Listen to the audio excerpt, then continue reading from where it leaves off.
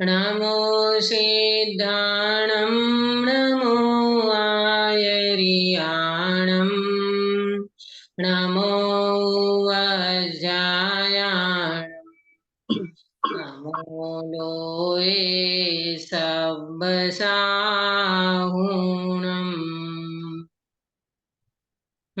कंचन Ben मंगलाचरण करोगी। सभी को जय सभी को जिनेन्द्र। जय मंगल मंगल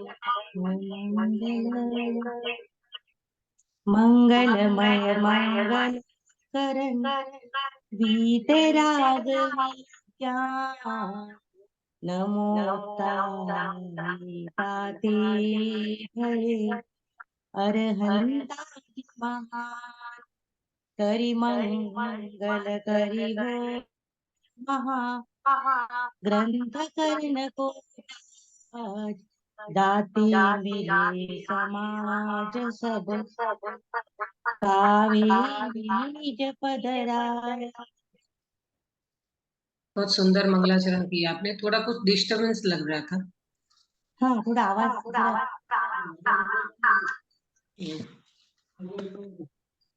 आपके दो फोन चालू है क्या? दो फोन चालू है आपके पास में? वो इधर का नेट का प्रॉब्लम आ रहा था इसलिए। अच्छा, कोई बात नहीं। बहुत सुंदर मंगलाचरण किया आपने। सुबह मंगल प्रभात की मंगल वेला में हमारी मोक्ष मार्ग प्रकाशक शास्त्र की साध्य चल रही है।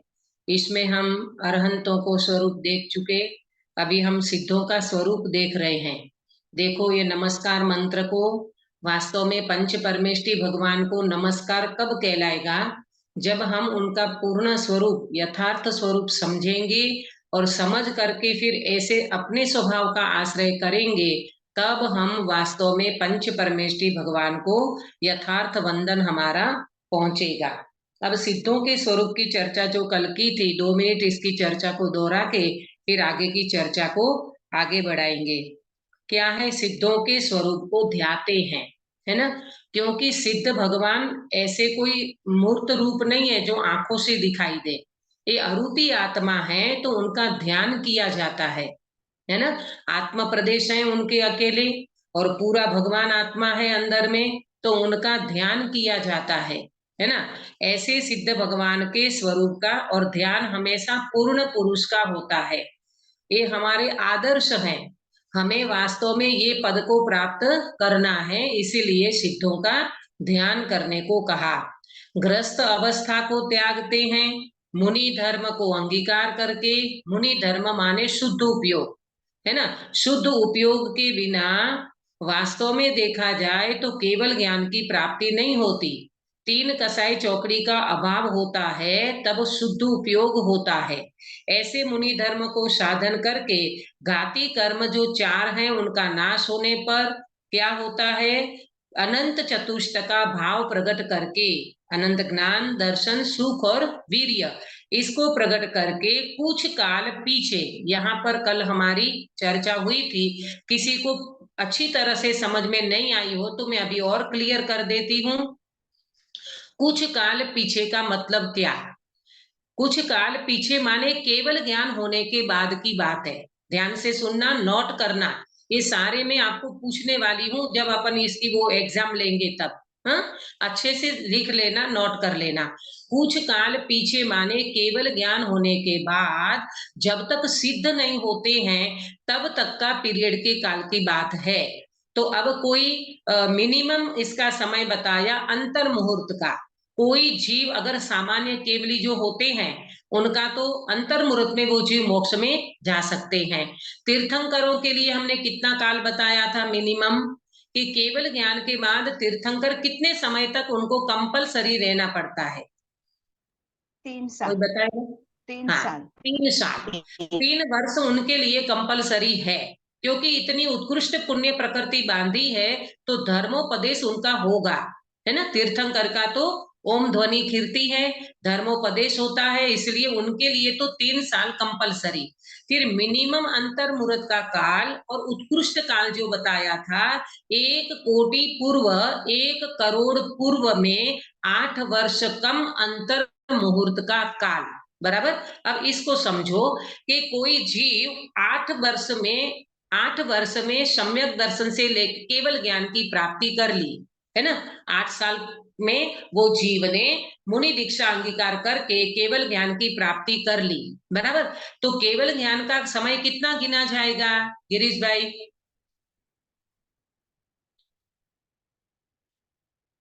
आपकी आवाज नहीं आ रही।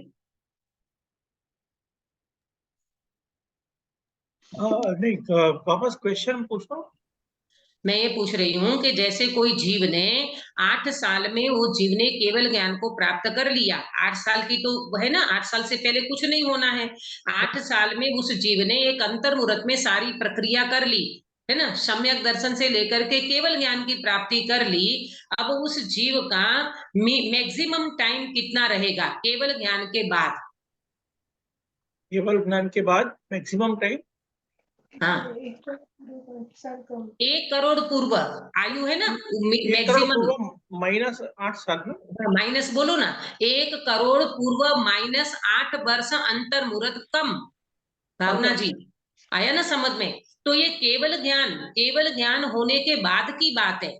तो 8 साल में केवल ज्ञान ले लिया, पूर्व की उनकी आयु है, तो कोटि पूर्व में कितने साल कम हो जाएंगे? पंकज भाई आपको समझ में आ रहा है? हाँ जी। 1 करोड़ पूर्व में 8 वर्ष कम अंतर मुहूर्त प्रोसेस में लग गया। मुनि दीक्षा अंगीकार करी, ध्यान लगाया और केवल ज्ञान की प्राप्ति करी। तो एक अंतर मुहूर्त ये कम कर दो और 8 साल वो कम कर दो, तो 1 कोटि पूर्व में 8 वर्ष कम अंतर मुहूर्त मैक्सिमम टाइम उनका गिना जाएगा। आया सभी को समझ में? बराबर प्रॉपर नोट कर लेना। काश्मीरा देखो। हाँ दीदी। बराबर। तो ये बात को समझ लीजिए आपने। कुछ काल पीछे माने मिनिमम अंतर मुहूर्त केवल ज्ञान के बाद, और मैक्सिमम 1 करोड़ पूर्व में 8 वर्ष कम अंतर मुहूर्त का काल। बराबर। ये वाली बात अपनी क्लियर हो गई। फिर 4 अघाती कर्मों के भी भस्म होने पर परम औदारिक शरीर को भी छोड़कर, परम औदारिक शरीर माने जिसमें से निगोदिया जीव निकल जाते हैं और उनका ट्रांसपेरेंट बिल्कुल स्वच्छ निर्मल कंचन वर्णी काया बन जाती है, ऐसे सिद्ध भगवान ऊर्ध्व गमन स्वभाव से। ऊर्ध्व गमन में मैंने आपको 4 दृष्टांत से समझाया था कि ऊर्ध्व गमन माने क्या। बराबर। ऊर्ध्व गमन में पहला दृष्टांत कौन सा दिया था अंकित भैया? कुमार के चाक के भांति। हाँ, कुमार के चाक की भांति। जैसे कुमार का चाक होता है, उसमें चाक को अगर लकड़ी डाल करके घुमाया जाए तो वो घूमता है, और उसमें मिट्टी रखी जाए तो वो मिट्टी ऐसी ऊपर होकर के शेप ले लेती है, घड़े का जैसा भी उसका हो वो शेप ले लेती है, और लकड़ी को निकाल देने के बाद भी वो घूमता रहता है। तो इसमें 2 बात समझ लेना। जैसे वो आकार लेकर के मिट्टी ऊपर चली जाती है तो ये ऊर्ध्वगमन स्वभाव, और दूसरा लकड़ी निकाल लेने के बाद भी वो घूमता रहता है, तो वो भी उनका एक सहज स्वभाव है। बराबर। इसी तरह से ये जीव ऊपर उठने का इनका भी सहज स्वभाव है, ये ऊर्ध्वगमन स्वभाव का बताया। दूसरा दृष्टांत क्या बताया था सुनीता जी?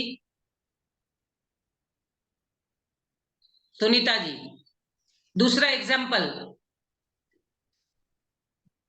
एग्जाम्पल कुंभार के चाक के भांति। तो हो गया, ये तो हो गया। सॉरी, लकड़ी की तुम्बी। आपकी आवाज क्लियर नहीं आ रही, आपकी आवाज क्लियर नहीं है। लकड़ी की तुम्बी मिट्टी का लेप करते हैं तब वो, हाँ, इसके ऊपर मिट्टी का लेप किया जाए और पानी में उसको अगर डुबो दो तो वो नीचे हो जाएगी, परंतु जैसे मिट्टी निकल जाती है तो वो तुम्बी कैसे ऊपर आ जाती है। ऐसे जीव का कर्मों के तो जीव संसार में डूबता रहता है, परंतु जैसे कर्म हट जाते हैं, ये निमित्त का कथन है। हाँ, ये समझ लेना, नहीं तो फिर कर्मों पे दृष्टि जाएगी। कर्म हट जाते हैं, ये निमित्त का कथन है, और जीव जब हल्का फुल हो जाता है तो तुम्बी की तरह वो भी ऊर्ध्वगमन स्वभाव है उनका वो ऊपर उठता है। तीसरा दृष्टांत पंकज भाई, बीना बेन, तीसरा। हिरण्य के बीज की माफी। बहुत बढ़िया। एरंड का बीज जो होता है उसको जरा सा कुछ मारा और वो बीज ऊपर उठता है, ऐसे जीव का ऊर्ध्वगमन स्वभाव है।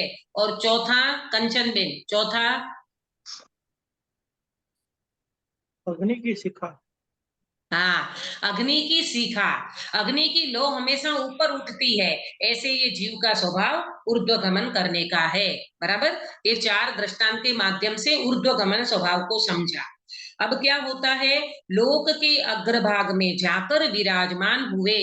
मेरा प्रश्न है, लोक के अग्रभाग में विराजमान होता है जीव, आलोक में क्यों नहीं जाता? लोकालोक दो है ना, लोक और आलोक, आलोक में क्यों नहीं जाता? क्योंकि वहां पे धर्मास्तिका ही नहीं है। हाँ, गिरीश भाई का आंसर आया वहां के, वहां पे धर्मास्तिकाय नहीं है। मेरा प्रश्न है, क्या धर्मास्तिकाय के आधार से वो जीव लोक के अग्रभाग में ठहरता है क्या?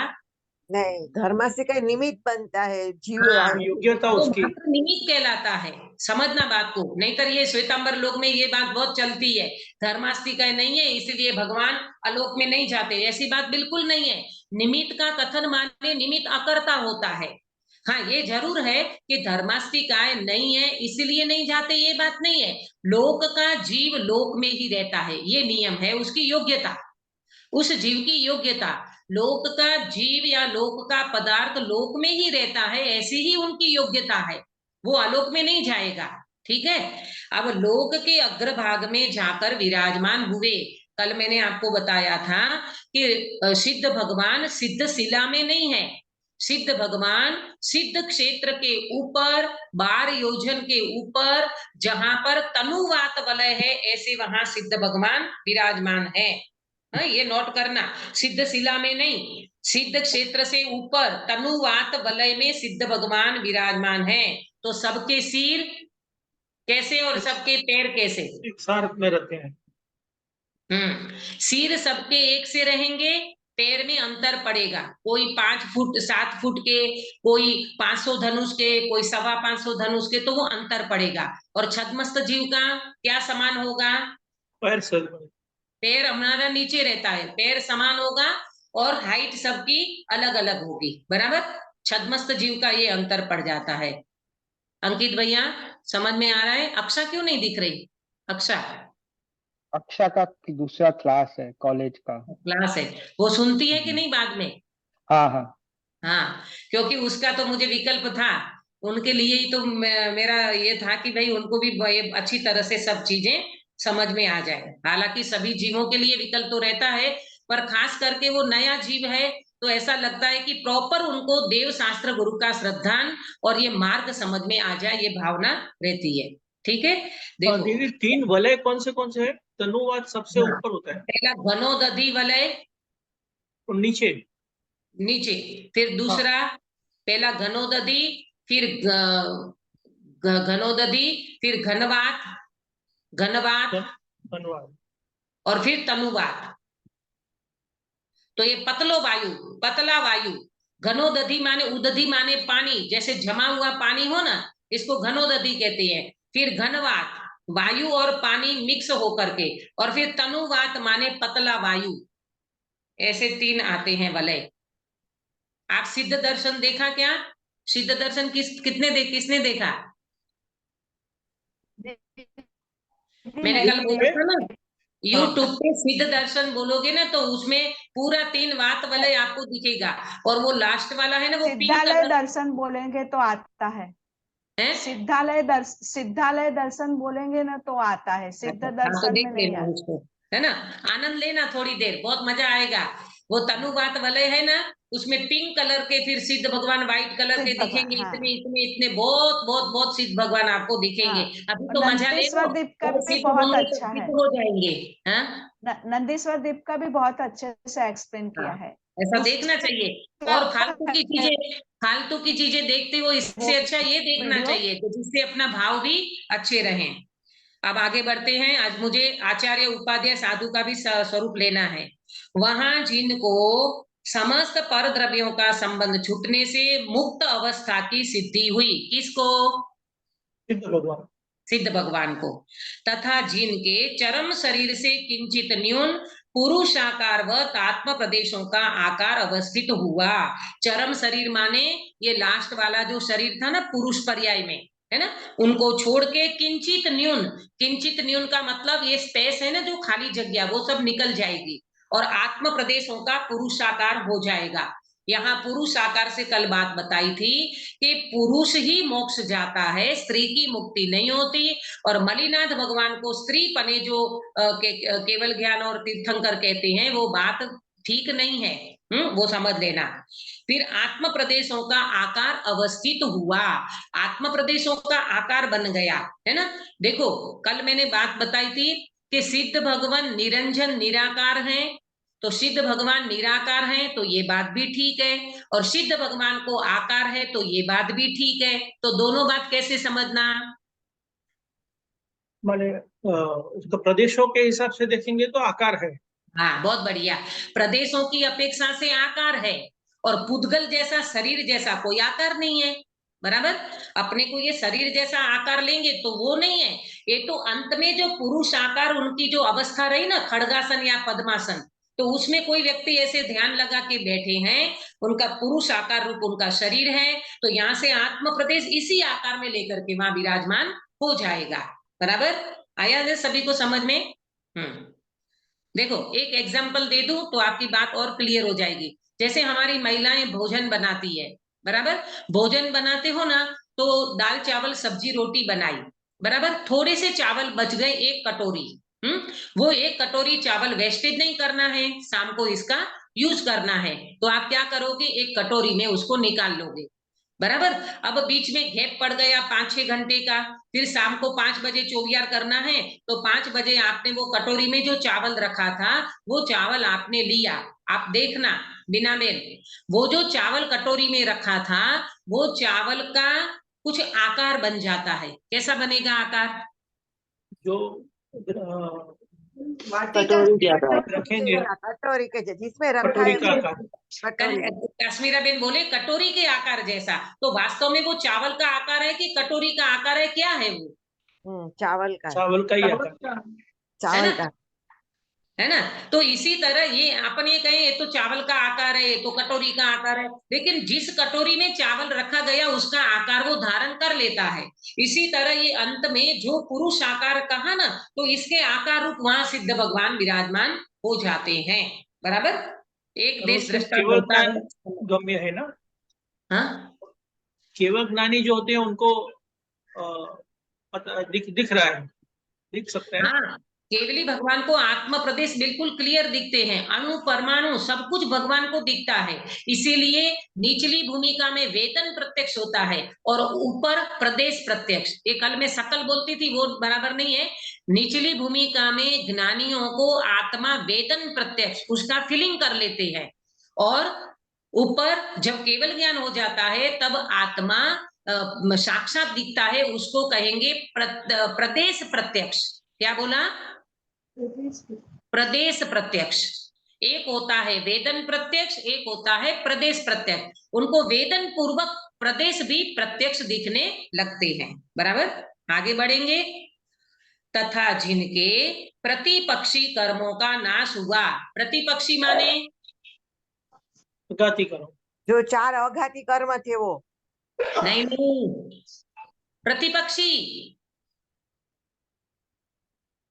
प्रतिपक्षी कर्मों का नाश हुआ।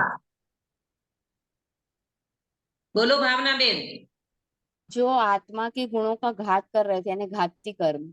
हाँ, प्रतिपक्षी माने घाती कर्म। काश्मीरा बेन अघाती नहीं, यहाँ पहले घाती कर्म की बात करें। जिनके प्रतिपक्षी कर्मों का नाश हुआ, इसलिए समस्त सम्यक ज्ञान दर्शन आदि आत्मिक गुण, ये आत्मिक अनंत ज्ञान दर्शन सुख और वीर्य, ये जो प्रकट हुए हैं ना, उनका प्रतिपक्षी है घाती कर्म, जो आत्मा के अनुजीवी गुणों का घात कर रहा है, बराबर। ऐसे आत्मिक गुण संपूर्णतया अपने स्वभाव को प्राप्त हुए हैं, तथा जिनके नो कर्म का संबंध दूर हुआ। यहाँ नो कर्म माने अघाती कर्म, अंकित भैया, यहाँ नो कर्म माने अघाती कर्म, बराबर। उनका संबंध दूर हुआ, इसलिए समस्त अमूर्तत्वादी आत्मिक धर्म प्रकट हुए हैं। अब देखो, सुनो ध्यान से, ध्यान दर्शन में तो आत्मिक गुण लिया, ध्यान से सुनना, ध्यान दर्शन में तो आत्मिक गुण लिया और अमूर्त आदि आत्मिक धर्म लिया। ऐसा क्यों? आपको बात समझ में आ रही है? शांति से पढ़ो, शास्त्र में देखो मैं कहाँ पढ़ रही हूँ। ध्यान दर्शन आदि आत्मिक गुण संपूर्णतया अपने स्वभाव को प्राप्त हुए हैं, तो वहां आत्मिक गुण लिया, बराबर। और इसके नीचे जिनके नो कर्म का संबंध दूर हुआ, इसलिए समस्त अमूर्तत्व आदि आत्मिक धर्म प्रकट हुए। तो मेरा प्रश्न समझ में आया? ऊपर तो गुण लिया और यहाँ धर्म लिया, अमूर्त धर्म लिया और ज्ञान दर्शन गुण लिया। ऊपर घाती कर्म की कर्म अपेक्षा। वो आत्मा की अपेक्षा रहते हैं, इसके लिए वो आत्मा के गुण ऐसी है। बात नहीं है, ये बात नहीं है। आत्मिक गुण लिया और यहाँ धर्म लिया, तो गुणों की पर्याय होती है, धर्म की कोई पर्याय नहीं होती है। अमूर्त जो है ना, अमूर्तपना, तो ये अमूर्तपना आदि जो है वो आत्मिक धर्म है, तो धर्म की पर्याय नहीं होती, माने अमूर्तत्व की कोई पर्याय नहीं होती, अमूर्तत्व धर्म है, ये बात है इसकी। यदि गुणों की पर्याय होती है और धर्म की पर्याय नहीं होती, अमूर्तत्व धर्म है, वो धर्म की पर्याय नहीं होती, बराबर। तथा जिनके दीदी अमूर्त धर्म है मतलब शक्ति, अमूर्त है ना, ये है ना अपने एक क्या बोलते हैं उसको, अस्ति नास्ति, एक अनेक, सत असत, ये सारे धर्म कहलाते हैं। तो अमूर्त तत्व भी धर्म है जीव का। आत्मा में क्या है भावना बेन? अनंत गुण, अनंत शक्ति और अनंत धर्म, तो ये अमूर्त धर्म है। तो अमूर्त धर्म होने से उनकी पर्याय प्रकट नहीं होती, तो अमूर्त धर्म लिखा। और ज्ञान दर्शन आत्मा के गुण है और गुण की पर्याय होती है, धर्म की पर्याय नहीं होती है, बराबर। पंकज भाई क्लियर हो रहा है आपको? तो आत्मा में अनंत गुण, अनंत धर्म और अनंत शक्ति है। शक्ति, तो गुण फिर ये मतलब मोटा मोटी आत्मा की जो क्वालिटी उसको 3 भाग में बांटे, फिर उसके अंतर्गत गुण में ज्ञान दर्शन चारित्र आ गया, धर्म में ये आ गया, मैं ऐसा। आपको बता देती हूँ, आत्मा में 3 चीजें लेना, गुण, धर्म और शक्ति, 3 चीज पहले में कराया है ये, लेकिन फिर भी बता देती हूँ। गुण की पर्याय होती है, शक्ति की व्यक्ति होती है और धर्म जोड़े रूप होते हैं। फिर से, गुण की पर्याय होती है, शक्ति की व्यक्ति होती है और धर्म जोड़े रूप होते हैं। शक्ति की क्या? व्यक्ति प्रगटपना, प्रकट।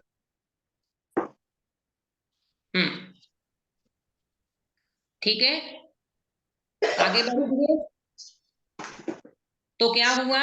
अमूर्त आदि आत्मिक धर्म प्रकट हुए हैं, तथा जिनके भाव कर्म का अभाव हुआ। भाव कर्म माने मोह राग द्वेष के परिणाम, भाव कर्म माने मोह राग द्वेष के परिणाम, ये अभाव हो गया, राग द्वेष बिल्कुल खत्म हो गए, इसलिए निराकुल आनंदमय शुद्ध स्वभाव रूप परिणमन हो रहा है। किसका? सिद्ध भगवान का। हाँ, भूल नहीं जाना हम किसकी बात कर रहे हैं। सिद्ध भगवान क्या हो रहा है? उनका निराकुल आनंदमय शुद्ध स्वभाव रूप परिणमन हो रहा है।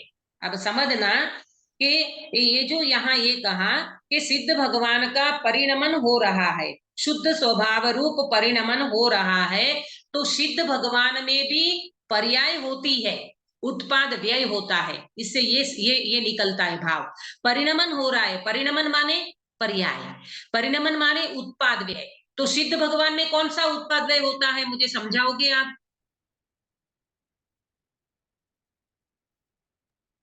बोलो, कौन बताएगा सभा में से? उनके मतलब वो जो केवल ज्ञान की पर्याय होती है वो नहीं होती है, मतलब एक का उत्पाद एक का व्यय, एक का उत्पाद एक का व्यय, ऐसे हाँ, बहुत बढ़िया कि सिद्ध भगवान को भी केवल ज्ञान केवल दर्शन, ये ज्ञान गुण की बात करी कि केवली भगवान सिद्ध भगवान को केवल ज्ञान है, तो नया नया केवल ज्ञान वैसा का वैसा परंतु नया नया। क्यों? क्योंकि सिद्ध भगवान की पर्याय विनय के नहीं होते, उनका पूरा द्रव्य है वहां पर, तो द्रव्य गुण पर्याय वो पूरा द्रव्य है उनका, तो वहां भी उत्पाद के निरंतर होता है। तो ज्ञान गुण की अगर बात करें तो केवल ज्ञान भगवान को प्रकट हुआ है, तो वहां पर केवल ज्ञान नया नया एक समय उत्पाद दे ऐसा अनंत काल तक होता रहेगा। नया नया केवल ज्ञान, एवर फ्रेश केवल ज्ञान, उसमें लोकालोक झलकते रहेंगे। आया ख्याल में पंकज भाई? हाँ जी, हाँ। इसीलिए परिणमन हो रहा है अनंत गुणों का। ये तो सुनीता जी ने एक ज्ञान गुण की बात करी, केवल ज्ञान की बात करी, ऐसे अनंत गुणों का परिणमन निरंतर भगवान को चालू है। ऐसे समझ लेना, कोई व्यक्ति ये कहे कि सिद्ध भगवान को पर्याय होती ही नहीं है, एक ये बात सही है क्या काश्मीरा बेन? ना दीदी, गलत है, गलत है। गलत है, क्योंकि सिद्ध भगवान का द्रव्य भी पूरा है, द्रव्य गुण पर्याय सही। इसलिए परिणमन वहां पर भी होता है। द्रव्य है, द्रव्य के गुण है और गुण का कार्य है, तो ये सारी फैसिलिटी सिद्ध भगवान को भी वहां परिणमन हो रहा है, परंतु सुख रूप ही परिणमन होगा, दुख रूप परिणमन नहीं होगा। अज्ञानी जीव को सुख दुख का परिणमन होता है, केवली भगवान सिद्ध भगवान को सुखमय निराकुलमय आनंदमय परिणमन हो रहा है। देखो कितना एक एक शब्द को पढ़े ना तो अपने को समझ में आता है कि टोडर मल्ली साहब ने कितनी बढ़िया बात करके गए हैं। ख्याल आया? तथा जिनके ध्यान द्वारा, किनके ध्यान द्वारा, किसका ध्यान करना है? आत्मा का, अपने शुद्धात्मा का ध्यान, मतलब नहीं, सिद्ध नहीं। भगवान अपने यहाँ शुद्धात्मा। किसकी बात चल रही है? सिद्ध भगवान, जिनके ध्यान द्वारा, माने सिद्ध भगवान की बात कर रहे हैं अभी अपन यहाँ पर काश्मीरा बेन। जिनके ध्यान द्वारा माने सिद्ध भगवान के ध्यान द्वारा भव्य जीवों को, अभव्य क्यों नहीं लिया? अभव्य जीवों को नहीं होता ना सम्यक दर्शन। अभव्य जीव तो लायक ही नहीं है, योग्यता ही नहीं है उस जीव में कि वो भगवान का ध्यान करे, कि सम्यक दर्शन की प्राप्ति करे, है ना। इसलिए भव्य जीवों को स्वद्रव्य पर द्रव्य का, अब इसमें समझना, स्वद्रव्य क्या लेना, पर द्रव्य में क्या लेना। अब अपन सिद्धों का ध्यान कर रहे हैं गिरीश भाई, अब अपन सिद्धों का ध्यान करते हैं तो उसमें दो चीज, स्वद्रव्य और पर द्रव्य। स्वद्रव्य में क्या लेना, पर द्रव्य में क्या लेना। स्वद्रव्य में अपनी आत्मा लेना और पर द्रव्य में समस्त विभाव भाव, समस्त पर द्रव्य में सब कुछ ले लेना। स्त्री कुटुंब परिवार, एक को राम ने एक को घाम, एक आत्मा स्व और बाकी सब पर, बराबर। ये स्वद्रव्य पर द्रव्य का और औपाधिक भाव स्वभाव भावों का विज्ञान होता है। बहुत बढ़िया। औपाधिक भाव माने राग द्वेष के परिणाम, और स्वभाव भाव माने रत्नत्रय से लेकर के केवल ज्ञान। आया समझ में? स्वद्रव्य में आत्मा लेना, पर द्रव्य में समस्त बाहर का सब कुछ ले लेना, औपाधिक भाव में रागादि भाव लेना, और स्वभाव भाव में सम्यक दर्शन से लेकर के केवल ज्ञान तक सब ले लेना। ये सब किसके ध्यान में? सिद्ध भगवान का ध्यान करते हैं उस समय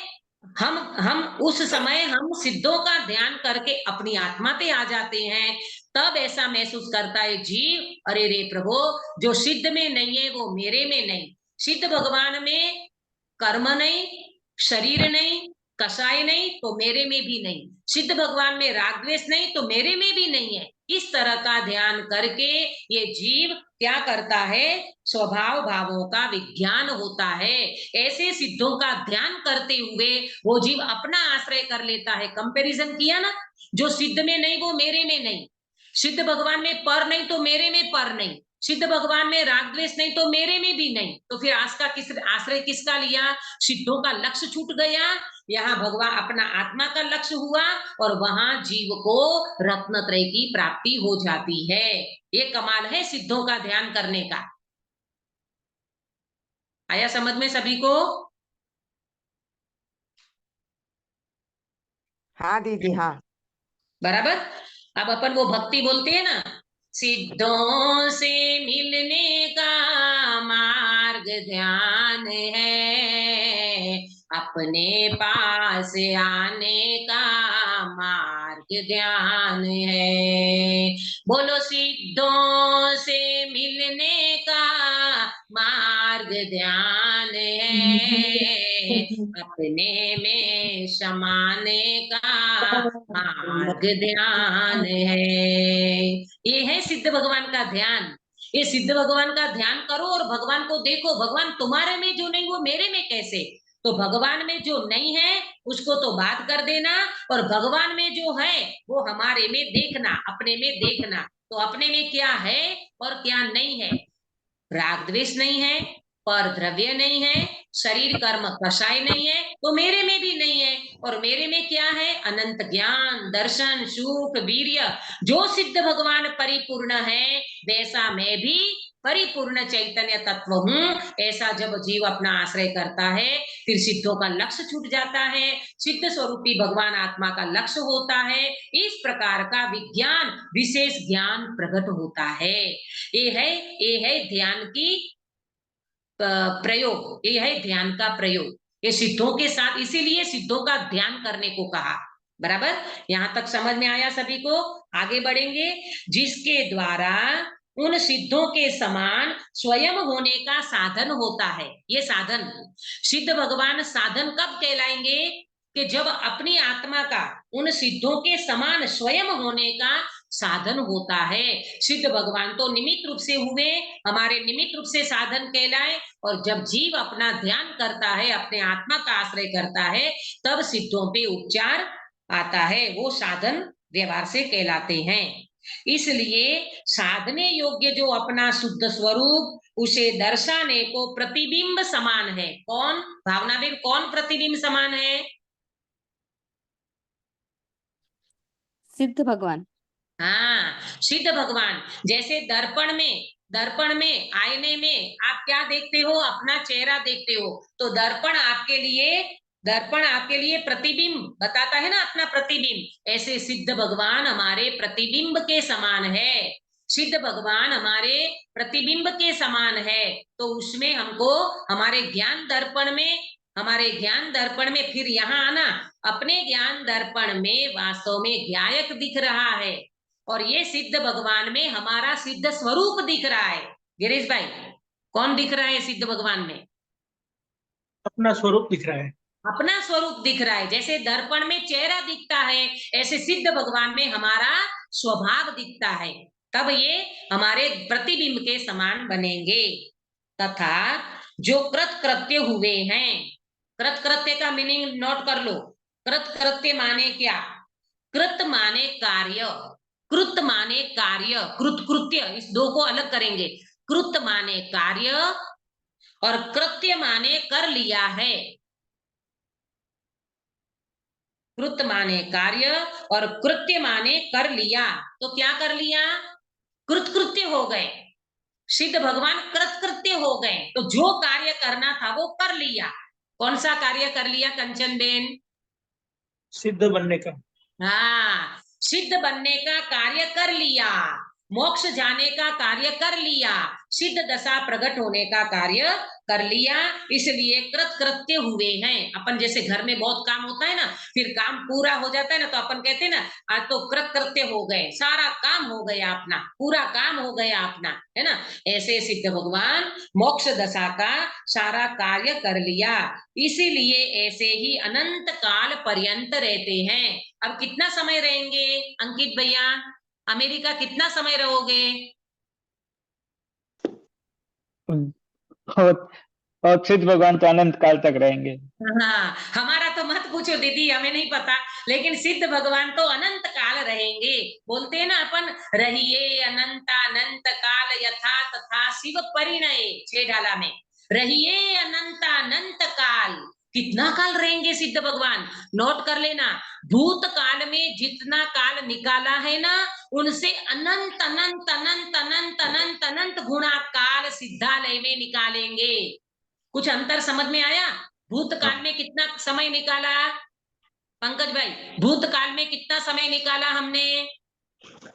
अनंत समय निकाला है। अनंत काल निकाला। अब भविष्य में जो सिद्ध भगवान हो गए हैं वो कितना काल निकालेंगे, कितना समय रहेंगे? वो अनंत अनंत अनंत अनंत समय रहेंगे। हाँ, इसका कोई एंड नहीं है। अनंत अनंत अनंत अनंत अनंत अनंत काल, भूत काल से अनंत गुना, अनंत अनंत गुना भविष्य उनका सिद्धालय में निकलेगा। बोलो, मुंह में पानी आ रहा है कि नहीं? ऐसे सिद्ध होना है कि नहीं? ऐसी मोक्ष दशा चाहिए कि नहीं काश्मीरा बेन? हाँ दीदी, हाँ चाहिए चाहिए। चाहिए चाहिए चाहिए प्रभु, क्यों नहीं चाहिए प्रभु? हम मोक्ष में नहीं जाएगा तो कौन जाएगा, है ना? अपने को ही मोक्ष स्वरूप है तो मोक्ष में जाएंगे। सिद्ध भगवान को कहो प्रभु हम आपके उधर आ रहे हैं। इतना बढ़िया स्वरूप है, अनंत काल पर्यंत रहते हैं। ऐसे निष्पन्न हुए सिद्ध भगवान को हमारा नमस्कार हो। बोलो अनंत अनंत सिद्ध परमेष्ठी भगवान की जय हो। जय हो प्रभु, जय जय हो। हो। ऐसे सिद्धालय में हम जल्दी से जल्दी विराजमान होवे, ऐसी भावना करो। बोलो, ऐसा सिद्ध स्वरूप आपको ख्याल था पहले? नवकार मंत्र तो बहुत बोलते होंगे, लेकिन ऐसा सिद्ध भगवान का स्वरूप इतना डिटेल में पंडित साहब ने जो ज्ञान कराया, एक एक शब्द का ज्ञान कराया, ये अपने को ख्याल में था क्या? प्रेमलता जी, किरण बेन, नहीं दीदी। है ना? ऐसे ऐसे सिद्धों का स्वरूप अपने को, अब आप ध्यान करना, अब आप नमोकार मंत्र की माला भी जपोगे ना, तब आपको ये सिद्ध भगवान बिल्कुल एकदम आपके नजर सामने दिखेंगे। आया समझ में? इसी तरह ये सिद्ध भगवान जो हुए हैं वो हमारे वास्तव में ध्यान में निमित्त बनते हैं। ऐसे सिद्ध भगवंतों को हम नमस्कार करते हैं जो लोकाग्र मध्य विराजमान होकर के अपने सुख शांति आनंद का अनंत काल तक भोग करेंगे। ऐसे सिद्ध भगवान को नमस्कार हो। ये सिद्धों का स्वरूप हुआ। अब अपन आचार्य, उपाध्याय और साधु का सामान्य स्वरूप, एक कॉमन स्वरूप तीनों का साथ में ले लिया है। अब नोट करना अगला बिंदु, कहाँ चलते हैं अपन? आचार्य, उपाध्याय और साधु का कॉमन स्वरूप, सामान्य स्वरूप, बराबर? एक एक शब्द को मैं पढ़ती हूं, आपको कहीं पर भी समझ में नहीं आए तो आप रुक जाना और मुझे पूछ लेना। अब आचार्य, उपाध्याय, साधु के स्वरूप का अवलोकन करते हैं। देखो ना, आचार्य, उपाध्याय, साधु के स्वरूप का अवलोकन करते हैं। अरहंत में क्या था? हेडिंग, अरहंत में क्या था? सिद्धों में क्या था? और आचार्यों में क्या है? गिरीश भाई, 3 शब्द बताइए।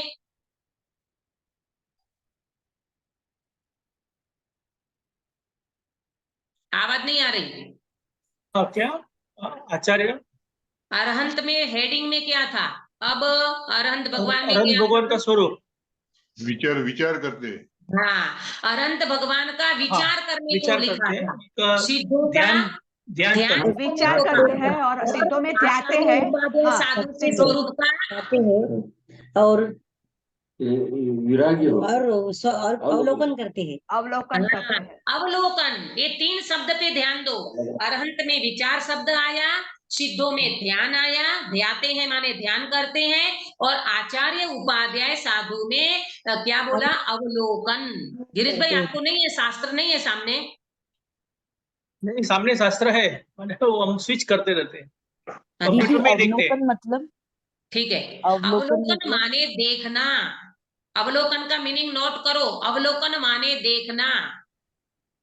अब हम आचार्य, उपाध्याय, साधु के सामान्य स्वरूप को देखते हैं, क्योंकि वो तो हमको प्रत्यक्ष में दिखाई देते हैं ना। आचार्य भगवान, उपाध्याय भगवान, साधु मुनिराज हमें प्रत्यक्ष में दिखते हैं, तो उनका अवलोकन करना माने उनको देखना, बराबर? अब आगे बढ़ेंगे। जो विरागी होकर समस्त परिग्रह का त्याग करके शुद्धोपयोग रूप मुनि धर्म अंगीकार करके अंतरंग में तो उस शुद्धोपयोग द्वारा अपने को आप रूप अनुभव करते हैं। अब इतने का पहले समझो। देखो, पहले तो जो विरागी होकर, विरागी का मीनिंग नोट करना। विरागी माने क्या? विरागी माने क्या? जो पुण्य पाप से विरक्त हो गए हैं उसका नाम है विरागी। क्या बोला? जो पुण्य पाप से विरक्त हो गए हैं उनका नाम है विरागी। वैरागी बोलते ना, ये जी बहुत वैरागी है, विरागी है, विरक्त है, वास्तव में अपने को वैराग्य का पता ही नहीं है। मालूम, अभी वर्तमान में जीवों की दशा क्या है, घर में बहुत झगड़ा हो जाए, माथे पे बहुत कर्जा हो जाए, बेटे की डेथ हो जाए, तो ऐसा लगता है अब तो हमको वैराग आ गया, चलो चलो दीक्षा ले लो, दीक्षा ले लो, संसार में कुछ नहीं है, दीक्षा ले लो। इसको वैराग कहेंगे पंकज भाई? नहीं कहते। अरे घर में से कंटाल के तुम ऐसी दीक्षा ले लो कि उसको कोई वैराग नहीं कहता। घर में पत्नी अनुकूल नहीं है, बच्चे अनुकूल नहीं है, माथे पे कर्जा हो गया है, बेटे की डेथ हो गई है, ओ हमको तो अब संसार से वैराग आ गया, चलो चलो दीक्षा ले लो। ये वर्तमान में ऐसी दशा हो रही है, इसको हाँ। कहेंगे दुख गर्भित वैराग्य, मोह हाँ। गर्भित वैराग्य, ज्ञान गर्भित वैराग्य। तो कृपाणु देव ने लिखा है, त्याग वैराग्य न चित्तमा थायन तेने ज्ञान, अटके त्याग वैराग्य मा तो भूले निज भान। दोनों तरफ से सावधान किया, वैराग्य भी होना चाहिए और मात्र वैराग्य में अटकना भी नहीं चाहिए। देखो एक बात नोट करना, ज्ञान के बिना वैराग्य होता नहीं है और वैराग्य के बिना ज्ञान के बिना वैराग्य होता नहीं है और वैराग्य के बिना ज्ञान सुरक्षित नहीं रहता। आया समझ में? ज्ञान और वैराग्य दोनों चाहिए, ज्ञान के बिना वैराग्य बिल्कुल नहीं होगा और वैराग्य के बिना तुम्हारा ज्ञान सुरक्षित नहीं रहेगा। ज्ञान और वैराग्य दोनों पैरेलल चलता है।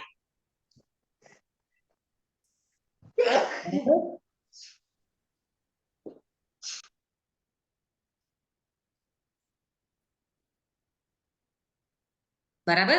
तो वैरागी का अर्थ समझ में आया?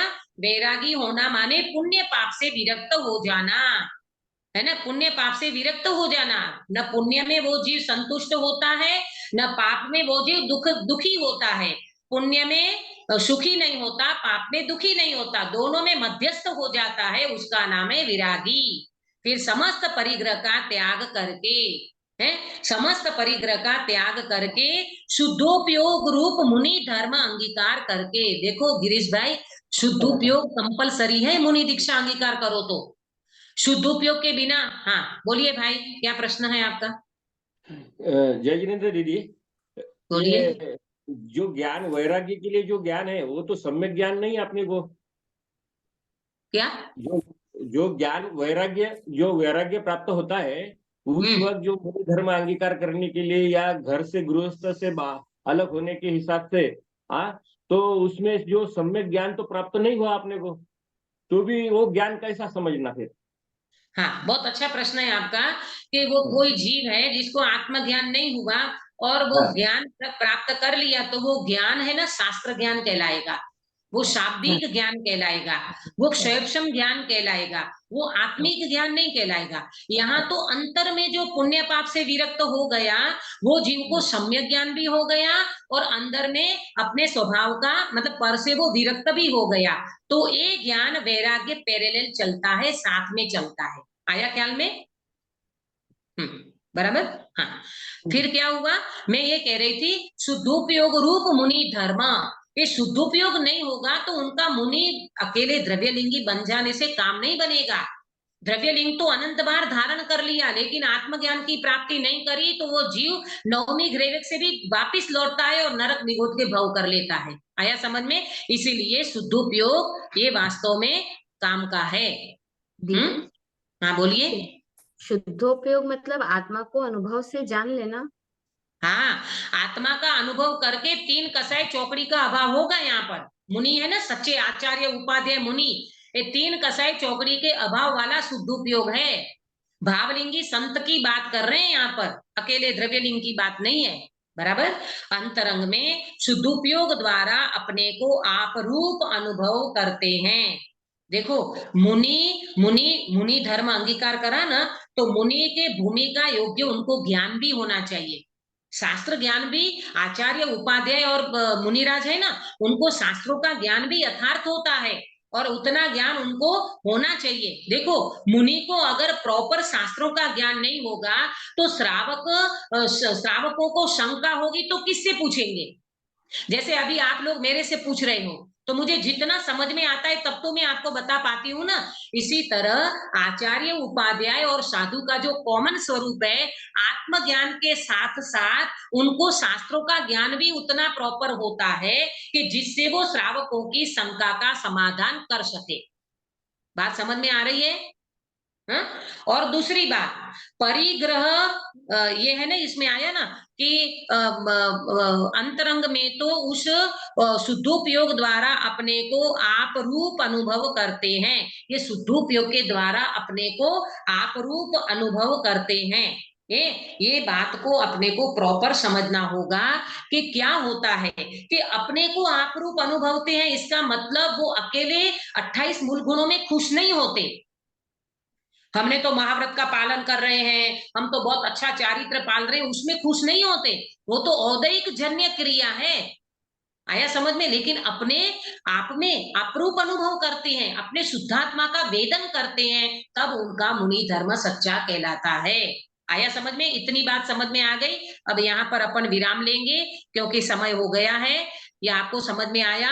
वैरागी का अर्थ, अवलोकन करना उसका अर्थ, परिग्रह का त्याग किया उसका अर्थ। परिग्रह का त्याग करना माने अंतरंग बहिरंग दोनों परिग्रह ले लेना। अपूर्व अवसर में कृपाणु देव ने भावना भाई ना, क्यारे थईसु बाह्यांतर निर्ग्रंथ जो, अकेले बाह्य छोड़ देना और अंदर का नहीं छोड़ना, अंदर का छोड़ देना बाहर का नहीं छोड़ना, ऐसा नहीं। अंदर में 3 कसाई चौकड़ी का अभाव कर लेना और बाहर में ये बाहर का परिग्रह छोड़ देना। एक वस्त्र का धागा भी शरीर पे नहीं रहता। ऐसे निर्ग्रंथ मुनि दीक्षा अंगीकार करने की भावना कृपाणु देव ने भाई है। यही वास्तव में नग्न दिगंबर मुनि ही वास्तव में मुनि होते हैं। अकेले नग्न दिगंबर नहीं, अंदर में 3 कसाई चौकड़ी के अभाव वाली नग्न निर्ग्रंथ दशा।